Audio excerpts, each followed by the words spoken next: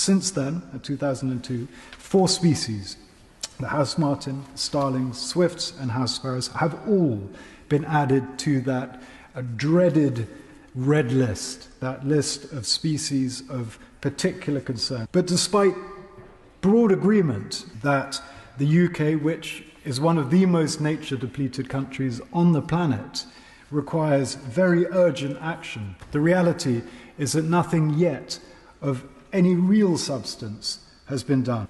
So this simple proposal of including swift bricks in new build is key. Modern new build homes are simply not designed nowadays to accommodate nature. The swift brick is a zero maintenance solution. It's effectively just a brick in a wall, and in the context of a refurb or a new build, it's cheap, costs £30, and we know that they work. Now, if this amendment is adopted, and I really do beseech colleagues to support it, we'll be directly helping the government itself meet legally binding targets to halt biodiversity loss by the end of this decade. That there is no downside. In the Netherlands, swift bricks are already installed as a mitigation measure. Look, national legislation is necessary. Of 455 local planning authorities in England, just 9 have planning conditions around swift boxes. So the voluntary approach does not work. And we've debated the issue over and over again. We understand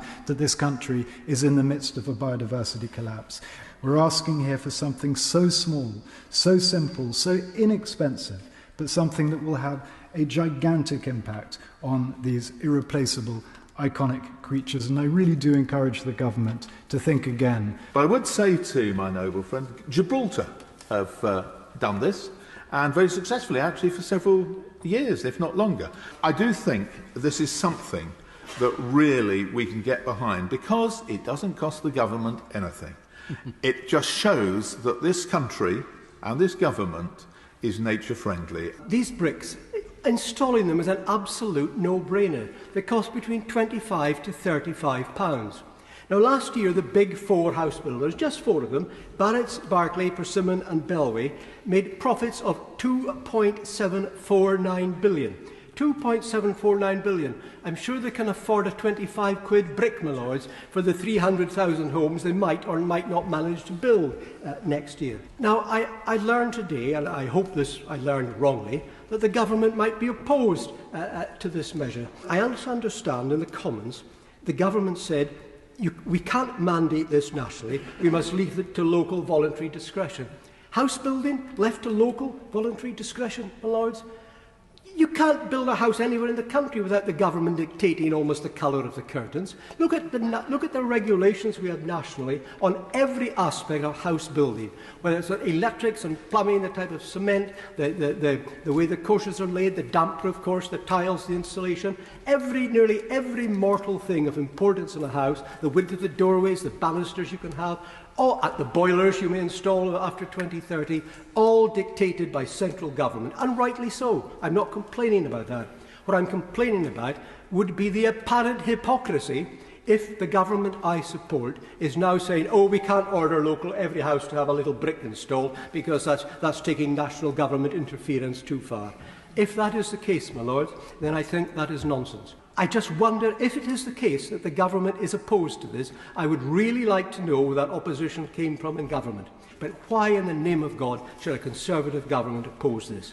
In the first 3 years of this government, under Michael Gove and George Eustace in Environment, we've made the biggest strides forward in environmental and nature protection this country's ever seen. The 25-year plan, the Environment Act, and now we can lose that good reputation because of a trivial thing if we oppose installing a 25 quid brick. Lords, I rise briefly, as your Lordship's House may expect, to speak in support of Amendment 221A on swift bricks. If you're a swift brick is not a small thing. The fact that you need somewhere to make your home, to raise your young, is a matter of life and death. And as the noble Lord Goldsmith said, a 60% decline in the population in the last 25 years. These beautiful, just utterly amazing creations of nature that depend on having the place to rest to raise their young. And we're closing those spaces off. And I think the Noble Lord Goldsmith also made an important point about human well-being as well, how much we all benefit from having swifts around, what a wonderful addition they are to our environment. And we think about young people, the toddler who says, "What's that?" and gets it explained and learns more. These are so crucial. So the state of our biodiversity is absolutely parlous. We are one of the worst corners of this planet for nature. And as we've heard from the benches opposite very passionately, surely the government cannot oppose this. Please, let's have some common sense here. My Lords, I rise also very briefly just to support the Noble Lord Goldsmith's amendment. It's absolutely common sense.